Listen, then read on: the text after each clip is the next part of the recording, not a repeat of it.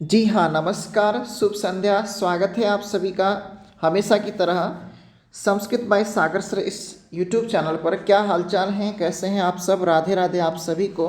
ठीक है, स्टार्ट करते हैं। आज का मॉडल प्रश्न पत्र है।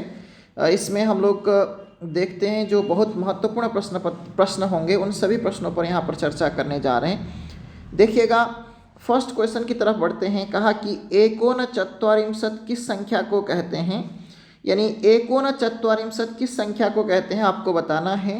ठीक है, फिर बता रहा हूँ आप लोगों के लिए। देखिएगा, एकोना का मतलब होता है एक कम। ठीक है, एक कम। ठीक, और चत्वारिंशत् का मतलब होता है 40। चत्वारिंशत् का मतलब होता है 40, है ना। तो 40 में एक कम करने पर क्या बनेगा? 39 बनेगा। ठीक है, 39 बनेगा। 29 को क्या कहेंगे? एकोनत्रिंशत् कहेंगे। और ठीक है, 59 को क्या कहेंगे? तो ठीक है, एकोनषष्टिः कहेंगे। और एकोनपंचाशत् कहेंगे। 49 को ध्यान रखिएगा इस बात को। ठीक है, फर्स्ट क्वेश्चन के बाद अब हम सेकंड क्वेश्चन की तरफ बढ़ते हैं। कहा कि सेकंड क्वेश्चन को देखिएगा। कहा कि निम्नलिखित में से कौन सा स्वर है? ठीक है, स्वर की बात करें तो स्वरों का विभाजन हम 3 प्रकार से करते हैं, ह्रस्व, दीर्घ और प्लुत के रूप में। ह्रस्व, दीर्घ और प्लुत के रूप में हम करते हैं, ध्यान रखिएगा। ठीक है, ह्रस्व स्वर की बात करें तो ह्रस्व स्वर 5 हैं, अ, ई, उ, री और री, है ना। तो ये ह्रस्व स्वर 5 हैं, ध्यान रखिएगा। और इसी को हम अक प्रत्याहार से ह्रस्व स्वरों का ही बोध होता है केवल, ध्यान रखिएगा। तो यहाँ पर ये जो री है ये स्वर है। निम्नलिखित में से कौन सा स्वर है आपसे पूछा गया है, तो यहाँ पर री स्वर है। ठीक है, अगले सवाल की तरफ बढ़ते हैं। अरे यहाँ पर नंबरिंग गलत है, ध्यान रखिएगा। ठीक है, नेक्स्ट देखिएगा।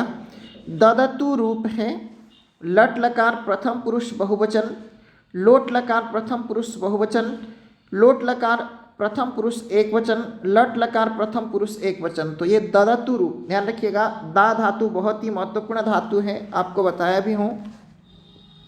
इसका जो रूप चलेगा ददाति, दत्तः, ददति, है ना। ये किस में बनेगा? लट लकार में बनता है। लेकिन यहाँ पर ददतु दिया हुआ है, तो ये लोट लकार प्रथम पुरुष बहुवचन का रूप है, लोट लकार का। ठीक है, ध्यान रखिएगा। नेक्स्ट सवाल की तरफ बढ़ रहे हैं। अगले सवाल को देखिएगा। गुरुपदेशः शब्द में प्रयुक्त संधि कौन सी है? गुरुपदेशः, गुरुधन उपदेशः, ध्यान रखिएगा। ऊ के बाद ऊ होने पर दीर्घ ऊ होता है, और इस संधि का नाम क्या है? दीर्घ संधि। और इसका सूत्र क्या है? अकः सवर्णे दीर्घः। क्या है सूत्र? अकः सवर्णे दीर्घः। ध्यान रखिएगा, बहुत ठंड ज़्यादा बढ़ रही है। ठीक है, तो बोलने में भी दिक्कत हो रही है, बताओ। उपसर्ग है यदा, कुत्र, यत्र और परा। इनमें से उपसर्ग कौन सा है आपसे सवाल पूछ रहा है। ठीक है, सबसे पहले उपसर्ग की बात करें तो ये, ठीक है, धातु या शब्द से पहले लगता है, ध्यान रखिएगा। धातु या शब्द से हमेशा पहले लगता है। ठीक है, और संस्कृत में उपसर्गों की संख्या 22 है, ध्यान रखिएगा। और जो अपि उपसर्ग है ये स्वतंत्र अव्यय के रूप में प्रयुक्त होता है। ठीक है, इसमें से जो परा है ये यहाँ पर अव्यय है। ठीक है, सॉरी उपसर्ग है। बाकी यदा, कुत्र, यत्र ये सब यहाँ पर अव्यय होंगे, ध्यान रखेंगे। नेक्स्ट सवाल की तरफ बढ़ते हैं। कहा कि मनोरथ में संधि कौन सी है आपको बताना है।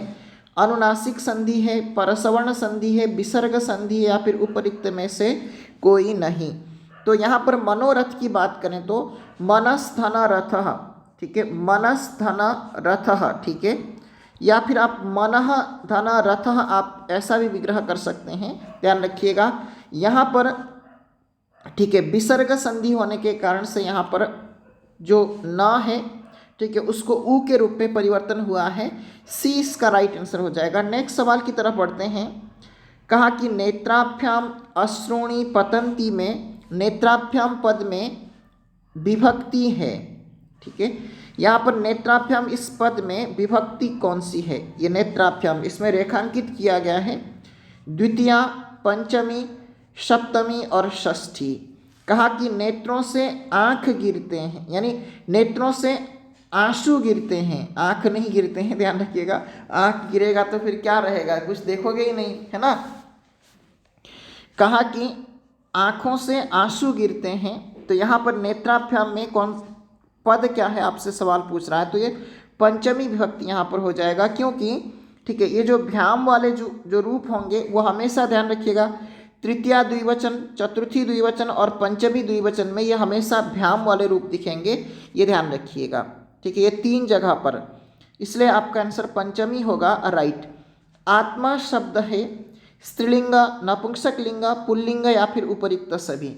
ठीक है, हिंदी में आत्मा शब्द ध्यान रखिएगा स्त्रीलिंग में रखा जाता है इसको, लेकिन संस्कृत के परिप्रेक्ष्य में आत्मा जो शब्द है उसके मूल में आत्मन शब्द है, आत्मन शब्द है, नकारांत शब्द होने के कारण से हम इसको पुल्लिंग के अंतर्गत समावेश करते हैं, इसलिए आप ध्यान रखिएगा सी इसका राइट आंसर हो जाएगा। अगले सवाल की तरफ बढ़ते हैं। कहा कि तया नृपः अनुगम्यते इस वाक्य में वाच्य है। तया नृपः अनुगम्यते, उसके द्वारा राजा अनुगमन किया जाता है, यानी उस ठीक है कोई व्यक्ति है उसका अनुगमन राजा के द्वारा किया जाता है। तो यहाँ पर बताइएगा इसमें वाच्य कौन सा है, कर्मवाच्य, भाववाच्य, कर्तृवाच्य। देखिएगा गम्यते ये कर्मवाच्य और भाववाच्य का क्रियापद है, भाववाच्य में कर्म नहीं रहता है, इसलिए देखिएगा यहाँ पर नृपः क्या है, कर्म है, इसलिए आपका आंसर क्या हो जाएगा ए, कर्मवाच्य का वाक्य है। अगले सवाल की तरफ बढ़ते हैं। मार्ग भ्रष्ट पद में समास कौन सा है, मार्गात् भ्रष्ट यानी मार्ग से गिरा हुआ। ठीक है, तो यहाँ पंचमी तत्पुरुष समास हो जाएगा। ठीक है, और तत्पुरुष समास हमेशा उत्तर पद प्रधान होता है। ठीक है, उत्तर पद प्रधान होता है, और तत्पुरुष समास को हम समानाधिकरण और व्यधिकरण, ध्यान रखिएगा तत्पुरुष की बात करें तो ये समानाधिकरण और व्यधिकरण के रूप में विभक्त है। ठीक है, समानाधिकरण में कर्मधारय समास को रखते हैं और कर्मधारय का ही भेद द्विगु समास माना जाता है। ठीक है, व्यधिकरण के अंतर्गत 7 भेद होते हैं, जो कि द्वितीया से लेकर व्यधिकरण के यहाँ पर 6 भेद मान लेंगे। ठीक है, द्वितीया से लेकर के सप्तमी तक, सॉरी यहाँ पर 7 नहीं 6 भेद मानेंगे। नेक्स्ट सवाल की तरफ बढ़ते हैं। ठीक है, मधुपह किसे कहते हैं, आपसे सवाल पूछा जा रहा है। मधुपह मधुमक्खी को, मधु का पति को, गाय को या फिर गाय के दूध को। ठीक है, मधुपह बोलते हैं मधुमक्खी को। ठीक है, जो मधुमक्खी को हम क्या कहते हैं, मधुपह कहते हैं। मधुम पाति इति मधुपह, यानी कहने का तात्पर्य यह है कि जो शहद का पान करे, है ना, उसको हम क्या कहते हैं, मधुमक्खी कहते हैं, और मधुमक्खी शहद भी देती है ना। ठीक है, तो इसलिए आपका आंसर ए होगा। विसर्ग संधि का उदाहरण कौन सा है, सन्मित्रम, महौषधि, नमस्ते, तल्लय। तल्लय यहाँ पर लत्व संधि का उदाहरण है, महौषधि यहाँ पर वृद्धि संधि है, सन्मित्रम ध्यान रखिएगा अनुनासिक संधि है, अनुनासिक संधि है इसमें। ठीक है, और नमस्ते नमः धन ते। ठीक है, नमः धन ते। ठीक है, तो इसका विच्छेद हो जाएगा। ठीक है, नमस्ते में यहाँ पर विसर्ग संधि है। अगले सवाल की तरफ बढ़ते हैं, और ध्यान रखिएगा पीडीएफ के लिए आपको करना क्या है, संस्कृत बाई सागर सर इस नाम से टेलीग्राम है, वहाँ पर ज्वाइन करेंगे ताकि आपको पीडीएफ प्राप्त होता रहे। स्पर्श संज्ञक वर्णों की संख्या कितनी है, 25, 8, 30 और 5। ध्यान रखिएगा वर्णों की संख्या पूछा है, स्पर्श संज्ञक।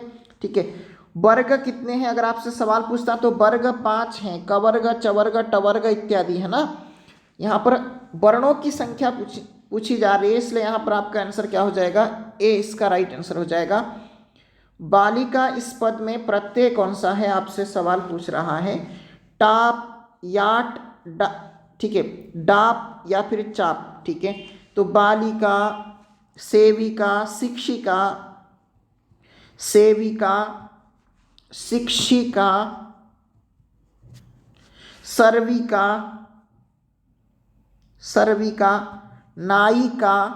ठीक है, अगर ऐसे में आपको पूछा जाए कि कौन सा प्रत्यय है, हमेशा ध्यान रखिएगा टाप प्रत्यय, क्योंकि पुल्लिंग शब्दों से हम स्त्रीलिंग शब्द बनाने के लिए हम टाप प्रत्यय का प्रयोग करते हैं ऐसे में, ठीक है, ध्यान रखिएगा। ऐसे अगर आ अंत आपको दिखाई पड़े तो यहाँ पर पर्यंत में उपसर्ग कौन सा है, आपसे सवाल पूछ रहा है। पर्यंत परी है, परा है, पर है या फिर प्र है, आपको बताना है। परिधन अंतः, ठीक है, यहाँ पर पर्यंतः शब्द बनता है, इसको नोट करिएगा आप लोग अच्छे से, ठीक है।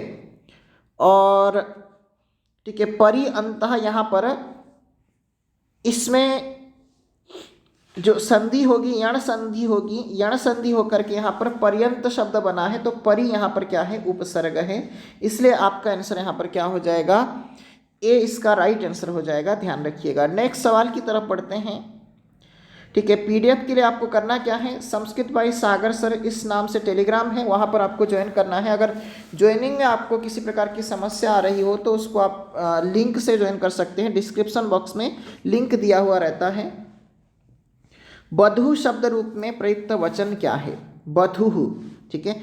तो देखिएगा बधू शब्द की बात करें तो यहाँ पर देखिएगा बधू शब्द का, ठीक है, ये बहुवचन का रूप है, द्वितीय बहुवचन का रूप है, ठीक है, द्वितीय बहुवचन का रूप है। और ठीक है, तो इसलिए आपका आंसर यहाँ पर क्या हो जाएगा, ए इसका राइट आंसर हो जाएगा। बधू शब्द की संज्ञा क्या होती है, बधू शब्द की नदी संज्ञा होती है, इसको भी ध्यान रखिएगा, ये भी सवाल बहुत महत्वपूर्ण है, ठीक है। नेक्स्ट सवाल की तरफ पढ़ते हैं। कहा कि अकारांत पुल्लिंग शब्द का उदाहरण कौन सा है। अकारांत पुल्लिंग शब्द का उदाहरण आपसे पूछा जा रहा है। वाच, रामः, फलम, भानु, तो यहाँ पर बताइएगा अकारांत पुल्लिंग शब्द कौन से हैं। शब्द रूप पढ़ाते समय अकारांत, आकारांत इत्यादि को आपको बहुत अच्छे से समझाया हुआ है। जिन शब्दों के अंत में अ स्वर रहता हो उसको हम क्या कहते हैं, अकारांत शब्द कहते हैं। तो यहाँ ये देखिएगा राम शब्द भी अकारांत है, फलम शब्द भी अकारांत है, लेकिन यहाँ पर पुल्लिंग शब्द पूछा है, तो इसलिए राम शब्द यहाँ पर इसका राइट आंसर हो जाएगा, ए बी इसका राइट आंसर हो जाएगा। अगले सवाल की तरफ बढ़ते हैं। उपार क्षति में संधि कौन सी है, आपसे सवाल पूछा जा रहा है। वृद्धि संधि है, पूर्वरूप संधि है, पररूप संधि है या फिर गुण संधि है। उपार क्षति की बात करें तो उपधना, ठीक है, रिक्षति, ध्यान रखिएगा ये इसका क्या होगा, विच्छेद होगा। तो यहाँ पर इन दोनों के मध्य में आर वृद्धि हुई है, ठीक है, तो इसलिए यहाँ पर इसका राइट आंसर क्या हो जाएगा, ए इसका राइट आंसर हो जाएगा। बहुत ही महत्वपूर्ण सवाल है परीक्षा की दृष्टि से। नेक्स्ट सवाल की तरफ बढ़ते हैं। व का उच्चारण स्थान क्या है, आपसे सवाल पूछा जा रहा है। व की बात करें तो वकारस्य दंतोष्ठम, ये कहा गया है दंतोष्ठम, ठीक है। तो कहने का तात्पर्य यह है कि वकार का जो उच्चारण स्थान होगा वो दंत और ओष्ठ दोनों ही होगा, ठीक है, दंत और ओष्ठ दोनों ही होगा, ध्यान रखिएगा, डी इसका राइट आंसर होगा। अगले सवाल की तरफ बढ़ते हैं। कहा कि भावार्थ में प्रत्यय होता है, भाव अर्थ में प्रत्यय होता है, घय प्रत्यय, ठीक है, भावार्थ में होता है, लेकिन घय प्रत्यय से बने हुए शब्द हमेशा पुल्लिंग में प्रयुक्त होंगे, जैसे पाकः, ठीक है, कारकः, समासः इत्यादि जो शब्द होते हैं ये यहाँ पर घय प्रत्यय लगे हुए हैं, सॉरी कारक में नहीं है, समास शब्द में लगा हुआ है घय प्रत्यय। इसी प्रकार से, ठीक है, उपसर्गः, ठीक है, सर्गः, इस सर्ग शब्द में भी घय प्रत्यय लगा हुआ है। तीन प्रत्यय की बात करें तो शक्ति, भक्ति, मति इत्यादि शब्द यहाँ पर ये स्त्रीलिंग में प्रयुक्त होते हैं, तीन प्रत्ययांत शब्द, ये भी भावार्थक है। ल्युट प्रत्यय की बात करें तो ल्युट प्रत्यय भी भावार्थ में प्रयुक्त होता है, जैसे शयनम, गमनम, हसनम इत्यादि सब क्या है यहाँ पर ल्युट प्रत्यांत पद है, तो इसलिए आपका आंसर क्या होगा, डी इसका राइट आंसर हो जाएगा। अगले सवाल की तरफ पढ़ते हैं। कहा कि निम्नलिखित गद्यांश पढ़ करके प्रश्न संख्या 21 एवं 22 के उत्तर दीजिए, ठीक है। समाजे सर्वत्र दुर्जनाः पीडयन्ति जनान्, कहा कि समाज में सभी जगह पर दुर्जन लोग, ठीक है, दुर्जन जो है दुष्ट लोग लोगों को पीड़ित करते हैं, ठीक है, समाज में दुर्जन लोग लोगों को पीड़ित करते हैं। यद्यपि सज्जनानां संख्या अधिका अस्ति, फिर भी समाज में सज्जनों की संख्या ज़्यादा है। तथापि दुर्जनाः एव प्रबलाः इति महत् आश्चर्यम। फिर भी दुर्जन लोग ही समाज में प्रबल होते हैं, यह आश्चर्य का विषय है। यतो हि सज्जनाः प्रायः तटस्थाः भवन्ति, और मतलब इसीलिए सज्जन लोग हमेशा तटस्थ होते हैं। और यदि दुर्जनानां प्रतिपदम विरोधम सज्जनाः करिष्यन्ति, यदि दुष्ट लोगों के, दुर्जनों के प्रत्येक पद पर सज्जन लोग विरोध करते हैं, तरही यानी तब निश्चित रूप से समाज जो है निर्भयः भविष्यति, यानी भय मुक्त हो जाएगा।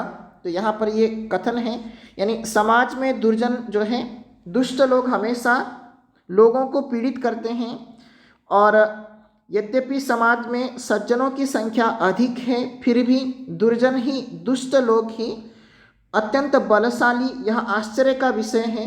क्योंकि सज्जन प्राय तटस्थ होते हैं और दुर्जनों का प्रत्येक पद पर विरोध किया जाए, ठीक है, तो निश्चित रूप से समाज जो है दुर्जनों से रहित होगा, यानी निर्भय रहेगा। तो अब आपको बताना है यहाँ पर इसका राइट आंसर क्या क्या होगा। उपर्युक्त गद्य के अनुसार समाज में किसकी संख्या कम है? शिक्षकों की, दुर्जनों की, निर्भयों की, सज्जनों की। तो कहा कि है ना, यहाँ देखो इस पंक्ति में ध्यान से देखिएगा, यहाँ पर दिया हुआ है, ठीक है, यहाँ ध्यान से देखिएगा, ठीक है। तथापि यहाँ देखिएगा, ध्यान से देखिएगा इस स्टेटमेंट को। कहा कि यदि सज्जनानां संख्या अधिका अस्ति तथापि दुर्जना एव प्रबलाः। तो यहाँ पर पूछा क्या है, किसकी संख्या कम है आपसे पूछा है, और यहाँ दिया क्या है, इनकी संख्या ज़्यादा है। थोड़ा सा लॉजिक लगाने की जरूरत है, दुर्जन यहाँ पर कम है, ठीक है। सामान्य प्रश्न है, सी इसका राइट आंसर हो जाएगा। नेक्स्ट सवाल को देखिएगा। उपर्युक्त गद्य के अनुसार दुष्ट लोग समाज में क्यों प्रबल दिखते हैं? क्योंकि सज्जन तटस्थ रहते हैं, क्योंकि उनकी पहुंच होती है, क्योंकि उनकी संख्या अधिक होती है, क्योंकि वे धनी होते हैं। तो यहाँ पर हम बात करें, ठीक है, तो दुष्ट लोग समाज में क्यों प्रबल दिखते हैं? क्योंकि सज्जन लोग हमेशा तटस्थ रहते हैं, इसलिए आपका आंसर क्या हो जाएगा? ए इसका राइट आंसर हो जाएगा। नेक्स्ट देखिएगा, 23वें प्रश्न की ओर बढ़ते हैं। भाषा विकास का प्रथम चरण निम्न में से क्या है? बोलना, सुनना, लिखना और पढ़ना। जब हम भाषा विकास की बात करते हैं तो सबसे पहले देखिएगा, भाषा विकास का जो प्रथम चरण होता है वो सुनना होता है। इसलिए भाषा कौशलों में प्रथम कौशल हम श्रवण कौशल को ही मानते हैं, ठीक है। पहले हम लोगों के बातों को सुनते हैं। जब बच्चा गर्भस्थ रहता है तो आपकी बातों को सुनता है, ठीक है ना। जब कहा जाता है कि 8th मंथ के बाद में बच्चा सुनने लगता है, उसके जो श्रवणेंद्रिय होता है वो विकसित होने लगते हैं, और फिर बाद में जब पैदा होता है तब भी मतलब आपकी बात वो 9-10 माह तक सुनता रहता है। फिर उसके बाद सबसे पहले पवर्गीय ध्वनियों को बोलने लगता है, ठीक है। इनसे भी आप अच्छे से परिचित हैं। नेक्स्ट देखिएगा, निम्न में से कौन सी शिक्षण सामग्री एक दृश्य श्रव्य नहीं है? यानी दिए गए में से कौन सी ऐसी सामग्री है जो दृश्य श्रव्य नहीं है? नाटक, टेलीविज़न और कंप्यूटर, इन तीनों को हम क्या करते हैं? दृश्य श्रव्य सामग्री के अंतर्गत समावेश करते हैं। लेकिन जो रेडियो है इसको हम दृश्य श्रव्य में समावेश नहीं करते हैं, इसलिए आपका आंसर सी हो जाएगा, क्योंकि रेडियो श्रव्य सामग्री है। शायद कल भी चर्चा की है। अगले सवाल की तरफ बढ़ते हैं। भू धातु का लोट लकार मध्यम पुरुष एक वचन का रूप क्या है? लोट लकार का मध्यम पुरुष एक वचन का रूप पूछा जा रहा है। भवसी, भवानी, भवतु, भव। मध्यम पुरुष एक वचन पूछ रहा है तो यहाँ पर भव रूप बनता है, इसलिए यशस्वी भव, तेजस्वी भव, ठीक है। तो इत्यादि जब आप किसी को आशीर्वाद देते हैं तो यहाँ पर भव कहने का मतलब हो जाओ, आशीर्वाद अर्थ में होता है ना। लोट लकार आज्ञा अर्थ में और आशीर्वाद अर्थ में, दोनों अर्थों में प्रयुक्त होता है, ठीक है ना बेटा, आशीर्वाद, ठीक। अगले सवाल की तरफ बढ़ते हैं। सर्वनाम शब्द कौन सा है? सर्व, स्थूल, प्रातः, पुत्र। ठीक है। प्रातः यहाँ पर अव्यय है, पुत्रः यहाँ पर नाम है, स्थूलः यहाँ पर विशेषण है, ये विशेषण है ध्यान रखिएगा, और सर्व शब्द यहाँ पर सर्वनाम शब्द है। तो ये इसका राइट आंसर हो जाएगा। कुंजर शब्द का अर्थ क्या है, आपसे सवाल पूछ रहा है, कुंजर शब्द का अर्थ क्या है, ठीक है। हाथी, हिरण, सुअर, सर्प। सर्प को देखिएगा ब्यालह कहा जाता है, ठीक है। सुअर को सुकरहा बोला जाता है, ठीक है। हिरण को, ठीक है, मृगः कहा जाता है, और हाथी को हम क्या कहते हैं, कुंजर कहते हैं, ध्यान रखिएगा। हाथी यहाँ पर इसका राइट आंसर हो जाएगा। महाभारत का वो प्रसंग आपको याद होगा ना कि अश्वत्थामा हतो नरो वा कुंजरो वा, इस प्रकार की मतलब वो है युधिष्ठिर के झूठ के संदर्भ में। और देखिएगा टेलीग्राम चैनल से जुड़िएगा, संस्कृत बाय सागर सर इस नाम से टेलीग्राम चैनल है, ठीक है, ताकि आपको वहाँ पर PDF प्राप्त होता रहे, इसलिए जुड़ना आवश्यक है। मातृ शब्द का तृतीया विभक्ति एक वचन में रूप होता है, मात्रा बनता है, ध्यान रखिएगा।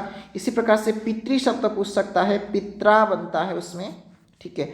महाकवि भास की रचना कौन सी है, आपको बताना है। अगले सवाल को देखिएगा। भास की बात करें तो भास जो है स्वप्न वासव दत्तम के कर्ता हैं, और इसी के 5वां जो अंक है ना, 5th जो अंक है, ठीक है, 5th जो अंक है, 5th अंक ध्यान रखिएगा, ये स्वप्नांक के नाम से जाना जाता है, स्वप्नांक के नाम से जाना जाता है, ध्यान रखिए इस चीज को, ठीक है। तो इसलिए आपका आंसर यहाँ पर क्या हो जाएगा, ठीक है, तो डी इसका राइट आंसर हो जाएगा। अभी क्या ना शाकुंतलम, ठीक है, शाकुंतलम ये कालिदास की और मेघदूत भी कालिदास की, वासवदत्ता सुबंधु की रचना है। थोड़ा सा फास्ट हो रहा है ना।